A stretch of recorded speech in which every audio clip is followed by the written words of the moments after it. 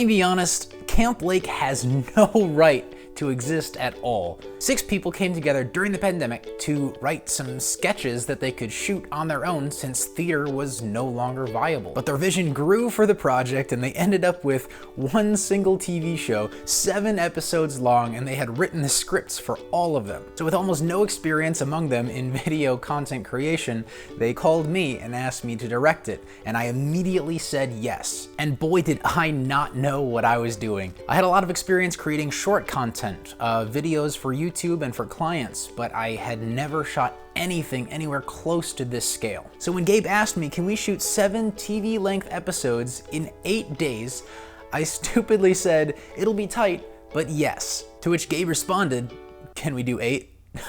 To illustrate the ignorance of saying yes to 7 episodes in 8 days, your average sitcom with full resources and a big budget takes 5 days to shoot 1 episode. Somehow we managed to convince a bunch of people that we could shoot this thing on a budget of $10,000, to which we were generously given more than, and we ended up with $13,500. The phrase low budget does not begin to describe how insane this is. The TV sitcom that is most hailed as being an incredible show of low budget production is It's Always Sunny in Philadelphia. And their budget for their first season was $450,000 per episode. Contrast that with our $13.5 thousand for 7 episodes, and you'll start to see why this absolutely never should have been possible. Now, when you think of a film set, you might think of big lights, cameras, people running all over the place to get different tasks done, but for us, it was just the 6 actors,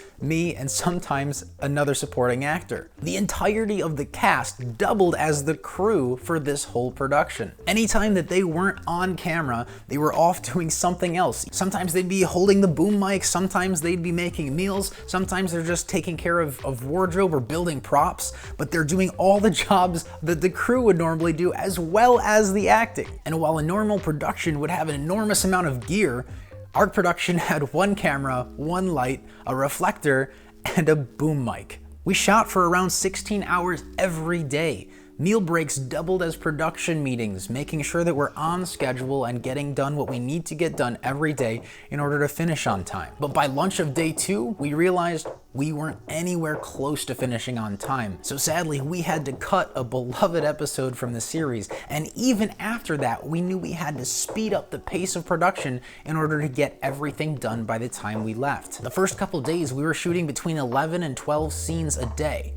And we knew that to finish by the time we were done, we had to shoot between 16 and 17 scenes a day. And by day 3, we were hitting those marks like a well-oiled machine. It was absolute mayhem on set, but with everybody redoubling their efforts, we made it happen. We all went back to our homes, and I told them that I'd have a finished product by winter of 2022. That was delusional. As I began to edit the project, I realized what a mess I had made on set, having no record of which shots were good or which shots were bad, having to look through absolutely everything. I didn't even know which shots of audio went with which shots of video. I had to just kind of guess based on where they came in the day. By winter of 2022, I had finally had everything paired up between the audio files and the video files and was just beginning to start editing the series together. And this didn't take months of me working on this full time because I had a full-time job. I was editing this project on nights and weekends. After this experience, I understand a lot better why so many first seasons of sitcoms are so unrefined. It's a learning experience. Going into it, you don't know how the characters are going to look on camera or act on camera. You only know that they work on paper. Even after a year of writing, we had so many times on set where we just stopped and said, does this even make any sense? It made sense when we wrote it and when we read it, but now it kind of feels weird. So this is just the smallest glimpse behind the scenes of the creation of Camp Lake. Thank you so much to everyone who took the time to go watch Camp Lake. It means the absolute world to us. Cool. I ran into the door frame anyway. Start with a joke. All right. Whoa. This is it. This is it.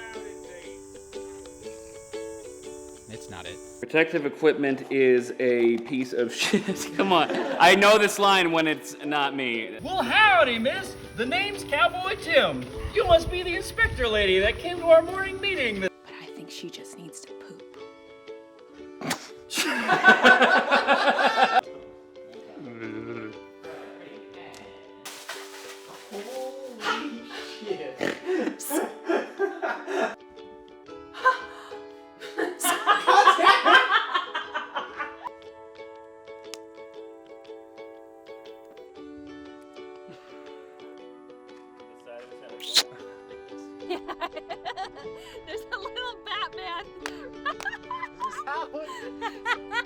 I'm only Cowboy Tim, because what?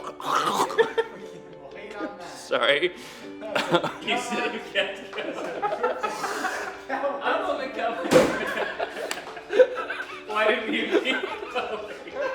I'm coming for your nuts, Poppy. Come closer. It is a very pretty people.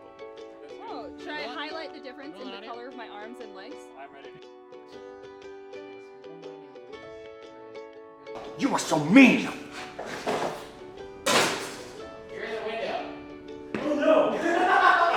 You hit me in the That was cue. say, So stay in the corner for the rest of the. My balls jingle.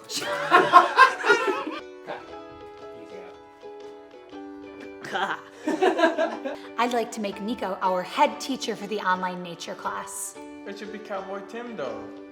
Fuck! That's the end of the scene. A Poppy is a spicy daddy.